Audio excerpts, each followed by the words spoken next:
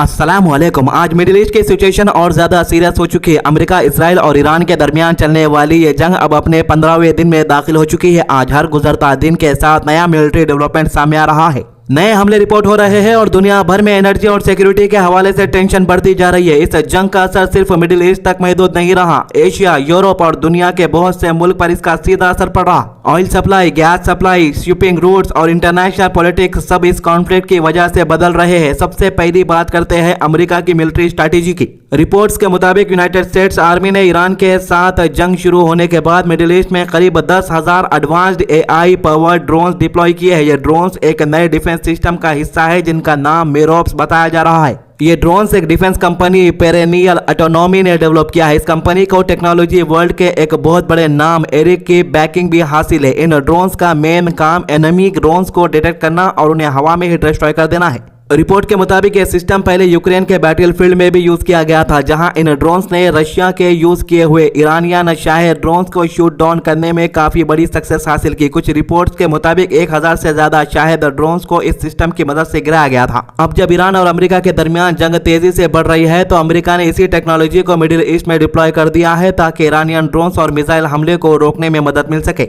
लेकिन बैटलफील्ड की ground reality काफी कॉम्प्लेक्स होती जा रही है। इराक के कैपिटल बगदाद में यूनाइटेड स्टेट्स एम्बेसी पर एक मिसाइल हमला रिपोर्ट हुआ है। इराकी ऑफिशियल्स के मुताबिक मिसाइल एम्बेसी कंपाउंड के अंदर हेलीकॉप्टर लैंडिंग एरिया यानी हेलीपैड पर गिरा। यह इंसिडेंट इस बात का इशारा है कि जंग सिर्फ ईरान और इसराइल तक महदूद नहीं रही बल्कि पूरे रीजन में स्प्रेड हो रही है। इसी दरमियान एक और बड़ी खबर सामने आई कि सऊदी अरेबिया का एक एयरबेस पर खड़े यूनाइटेड स्टेट एयरफोर्स के 5 रिफ्यूलिंग एयरक्राफ्ट डिस्ट्रॉय कर दिए गए ईरान के द्वारा। हालांकि अमेरिका ने कहा कि टेक्निकल फेलियर, लेकिन ईरान कह रहा है कि हमने मार गिरा है। वॉल स्ट्रीट जर्नल की रिपोर्ट के मुताबिक ये प्लेन्स ईरानियन हमले की वजह से डैमेज हुए या डिस्ट्रॉय हुए। अगर ये रिपोर्ट सही है तो ये अमेरिका के लिए एक सिग्निफिकेंट मिलिट्री लॉस माना जा रहा है, क्योंकि refuelling aircraft long distance air operation के लिए बहुत जरूरी होते हैं। इस जंग के दौरान एक और ट्रैजिक इंसिडेंट भी रिपोर्ट हुआ। बोइंग KC-135 नाम का एक अमेरिकन रिफ्यूलिंग एयरक्राफ्ट इराक में क्रैश हो गया। इस क्रैश में प्लेन पर मौजूद तमाम 6 क्रू मेंबर्स की मौत हो गई मौके पर। रिपोर्ट के मुताबिक जंग शुरू होने के बाद अब तक कम से कम 11 अमेरिकन सर्विस मेंबर अपनी जान खो चुके हैं। इस जंग का एक बहुत इंपॉर्टेंट सेंटर पर्शियन गल्फ का खार्ग आइलैंड बन चुका है। यह आइलैंड ईरान के लिए स्ट्रैटेजिक तौर पर बहुत अहमियत रखता है। United state president Donald Trump ने क्लेम किया है कि अमेरिकन फोर्सेस ने खार्ग आइलैंड पर मौजूद ईरानियन मिलिट्री बेसेस को डिस्ट्रॉय कर दिया है। लेकिन ईरानियन स्टेट मीडिया इस क्लेम को रिजेक्ट कर दिया है और कहा है कि आइलैंड की ऑयल इंफ्रास्ट्रक्चर बिल्कुल सेफ है और कोई नुकसान नहीं हुआ। खार्ग आइलैंड ईरान के लिए बहुत ही जरूरी है क्योंकि जंग से पहले ईरान की तकरीबन 90% क्रूड ऑयल एक्सपोर्ट इसी आइलैंड से होती थी। यह आइलैंड साइज में मैनहट्टन जितना छोटा है लेकिन ऑयल एक्सपोर्ट के लिए बहुत बड़ा हब है। यहाँ एक वक्त में 10 सुपर टैंकर्स तक लोड किए जा सकते हैं। रिपोर्ट के मुताबिक चाइना ईरान का सबसे बड़ा ऑयल बायर रहा है और बहुत सारा ईरानियन ऑयल शैडो फ्लीट के जरिए एक्सपोर्ट होता रहा है जो वेस्टर्न सैंक्शन के बाईपास करता है। इस जंग में इसराइल भी एक्टिवली इन्वॉल्व है। इसराइल डिफेंस फोर्सेस यानी IDF ने कहा है कि उसने बेरूत में हिजबुल्लाह के कमांड सेंटर पर स्ट्राइक की है। इसराइली मिलिट्री के मुताबिक जंग शुरू होने के बाद से अब तक हिजबुल्लाह के करीब 110 कमांड सेंटर को टारगेट किया जा चुका है। आपको बता दूं कि हिजबुल्लाह इस जंग में ईरान के साथ खड़ा है और जो यमन के हुतीज है वो भी इस जंग में जल्द ईरान के सपोर्ट में आने वाले हैं मैदान में। तो इसराइल ने सौतन लेबनान में बहुत से इलाकों को इवैक्यूएट करने का ऑर्डर भी दे दिया है, जिसके बाद लाखों लोग अपने घर छोड़कर निकलने पर मजबूर हो गए। ईरान भी इसराइल पर मिसाइल हमले कर रहा है लगातार। अब काफी लोग ये सोच रहे होंगे कि भाई ईरान के अंदर जो हमले हो रहे, इतने बड़े बड़े हमले हो रहे वो सब टीवी के ऊपर बता रहे, लेकिन इसराइल के अंदर जो हमले हो रहे वो टीवी के ऊपर नहीं बता रहा। भाई ये जो है इंटरनेशनल मीडिया की एक स्ट्रैटेजी है। इंटरनेशनल मीडिया किसके कंट्रोल में है? इसराइल के कंट्रोल में है। जाहिर है कि इसराइल पहले बोल दिया कि कोई भी अगर मिसाइल कहीं पर भी गिरेंगे तो वीडियो रिकॉर्ड नहीं करना, ना सोशल मीडिया पे पोस्ट करना। यहाँ तक कि इसराइल ने जो गलियों के अंदर CCTV कैमरे लगे हुए रहते वो तक तोड़ दिया।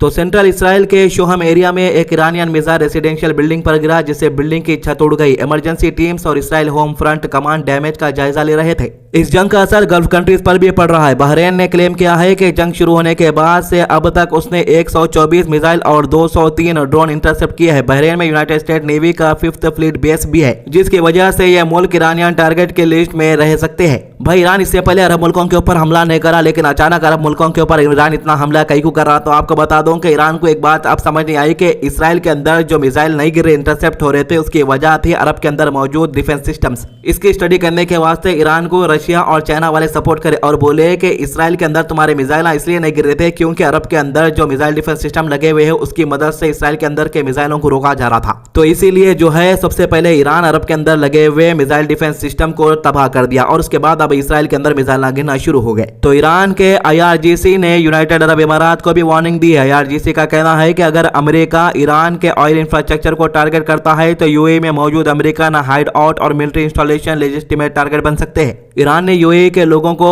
पोर्ट्स और अमेरिकन मिलिट्री बेसेस के करीब से दूर रहने की भी वार्निंग दी है। इस सिचुएशन पर फलस्तीनियन ग्रुप ने रिएक्शन दिया है। फलस्तीन के ग्रुप ने ईरान से अपील की है कि नेबरिंग कंट्रीज को टारगेट ना किया जाए और सब मिलकर जंग खत्म करने की कोशिश करे। ये वही फलस्तीन का मिलिट्री ग्रुप है जिसको ईरान ने मदद दी थी, हथियार दिए थे। आज वही ग्रुप ईरान के खिलाफ बयान दे रहा है। ईरान के सुप्रीम लीडर ने इंडिया में रिप्रेजेंटेटिव डॉक्टर अब्दुल मजीद हकीम इलाही ने भी एक स्टेटमेंट दिया है जिसमें उन्होंने कहा है कि ईरान जंग नहीं चाहता था। उनका कहना था कि जब ईरान नेगोशिएशन टेबल पर था तब ईरान के ऊपर हमला किया गया और जंग थोपी गई। उन्होंने ये भी कहा कि ईरान को दुनिया भर के लोगों की मुश्किलात का एहसास है जिसे गैस और ऑयल की शॉर्टेज, लेकिन ईरान अपने मुल्क के डिफेंस करना पर मजबूर है। ह्यूमैनिटेरियन सिचुएशन भी खराब होती जा रही है। ईरानियन रेड क्रिसेंट के मुताबिक यूएस और इसराइल के हमलों की वजह से ईरान में 36,000 से ज्यादा सिविलियन बिल्डिंग और पब्लिक सर्विस सेंटर डैमेज हो चुके हैं। ईरान के कुर्दिश प्रोविंस में अब तक 112 लोगों की मौत हुई है और लगभग 1000 लोगों के जख्मी होने की रिपोर्ट भी सामने आई है। इंटरनेशनल लेवल पर भी डेवलपमेंट हो रही है। रशिया ने ईरान को ह्यूमैनिटेरियन एड भेजना शुरू कर दिया है। एक रशियन एयरक्राफ्ट मेडिकल सप्लाई लेकर अजरबैजान पहुंचा जहां से यह मदद ईरान ट्रांसफर की जाएगी। जापान ने भी एनर्जी क्राइसिस के खतरे को देखते हुए अपने ऑयल रिजर्व रिलीज करने का फैसला किया। जापान अपनी तकरीबन 5% ऑयल सप्लाई मिडिल ईस्ट से इंपोर्ट करता है, इसलिए स्टेट ऑफ हॉर्मुज में कोई भी डिसरप्शन उसके लिए बहुत बड़ा चैलेंज बन सकता है। इसके अलावा यूरोप के मुल्क फ्रांस और इटाली भी ईरान के साथ टॉक्स कर रहे यानी बातचीत कर रहे हैं ताकि स्टेट ऑफ हॉर्मुज से ऑयल और गैस शिप की सेफ पैसेज इंश्योर की जा सके। इस दरमियान एक और बड़ी पॉलिटिकल डेवलपमेंट सामने आई है। यूनाइटेड स्टेट्स ने ईरान के नए सुप्रीम लीडर मुस्तफा खामनेई की गिरफ्तारी के लिए $10 मिलियन यानी लगभग 92 करोड़ रुपए का रिवार्ड अनाउंस किया है। अगर कोई भी इंफॉर्मेशन देगा तो उसे मिलेंगे 92 करोड़ रुपए। कुछ मीडिया रिपोर्ट्स में यह भी क्लेम किया गया है कि मुस्तफा खामनेई हमले में जख्मी हुए हैं और कोमा में है, लेकिन इस बात की अभी इंडिपेंडेंट कंफर्मेशन नहीं हुई। ईरान ने अमेरिका को सख्त वार्निंग दी है कि अगर नए सुप्रीम लीडर को टारगेट किया गया तो अमेरिका को सेवेयर रिटेलिएशन का सामना करना पड़ेगा। ईरान के एम्बेसडर ने कहा है कि ईरानियन अवाम अपने लीडर्स के खून का बदला चाहती है। इंडिया के लिए भी ये कॉन्फ्लिक्ट बहुत इंपॉर्टेंट है क्योंकि इंडिया अपनी एनर्जी का बड़ा हिस्सा मिडिल ईस्ट से इंपोर्ट करता है। रिपोर्ट के मुताबिक Indian LPG ship Shivalik safely state of Hormuz cross कर चुका है, जो इंडिया के लिए एक पॉजिटिव डेवलपमेंट मानी जा रही।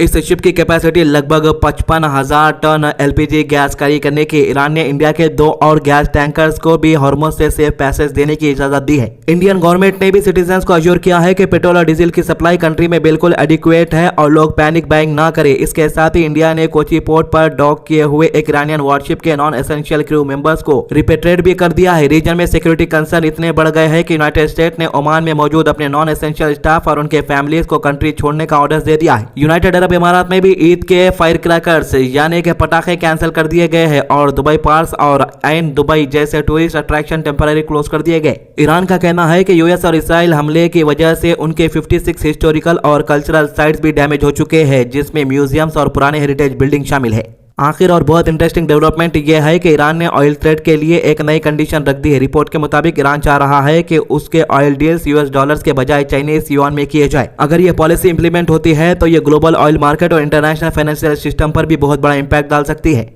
दुनिया भर के मुल्क इस जंग को रोकने की कोशिश कर रहे हैं, लेकिन अभी तक कोई क्लियर डिप्लोमेटिक ब्रेक थ्रू नजर नहीं आ रहा। अगर ये जंग इसी तरह बढ़ती रहे तो इसका असर सिर्फ मिडिल ईस्ट तक महदूद नहीं रहेगा, बल्कि ग्लोबल इकोनॉमी, एनर्जी मार्केट और इंटरनेशनल पॉलिटिक्स पर भी गहरा असर पड़ सकता। आने वाले दिनों में दुनिया को देखना होगा कि क्या डिप्लोमेसी इस क्राइसिस को कंट्रोल कर पाती है या फिर ये जंग और ज्यादा डेंजरस स्टेज में दाखिल हो जाती है। तो ये थी इस जंग की आज की अपडेट। हमारे चैनल को सब्सक्राइब कीजिए, वीडियोस को ज्यादा से ज्यादा शेयर कीजिए। अल्लाह हाफिज।